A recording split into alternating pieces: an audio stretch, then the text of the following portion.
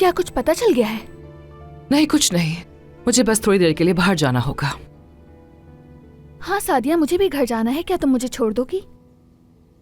क्या मैं पैदल जाऊं इस गर्मी में? अच्छा ठीक है जनान, मैं अपना बैग लेकर आती हूँ। देखा तुमने किस तरह उसने तुम्हें झूठा साबित कर दिया। सबा, आखिर तुम करना क्या चाहती हो? मैं कुछ नहीं करना चाहती। तुमने मुझसे सवाल किया और मैंने उसका जवाब दे दिया।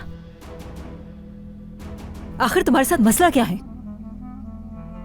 तुम्हारा तो जब भी दिल चाहता है तुम अपनी माँ से मिलने चली जाती हो, और हम में से तो किसी को पता नहीं होता कि तुम जाती कहाँ हो। क्या ये काफी नहीं था कि नर्सिंग के साथ साथ मुझे तुम्हारा काम भी करना पड़ता था? शर्म आनी चाहिए तुम्हें, हद होती है नाशुक्री की भी। तुम मुझे नाशुक्री कह रही हो? मुझे मजबूर मत करो, मैं कुछ कर बैठूं।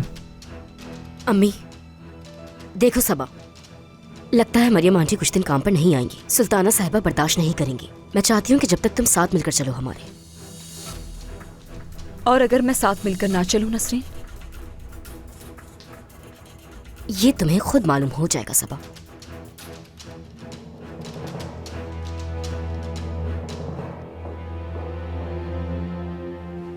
तुम्हें ये बात क्यों नहीं समझ में आ रही कि ये लोग हम पर सख्ती कर रहे हैं? मैं भी अपनी जिंदगी इस किचन में और उस छोटे से कमरे में नहीं गुजारना चाहती हूँ। बोलो नहीं, फिर कुछ करके दिखाओ।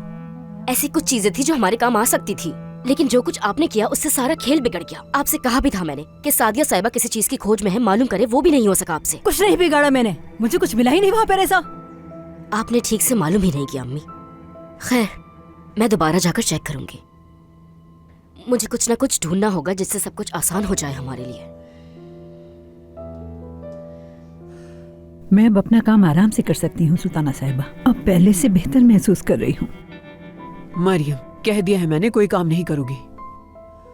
आप जानती हैं कि मैं यहाँ सारा दिन लेटी नहीं रह सकती। तुम किचन में भी जाओगी तो कोई काम नहीं करोगी।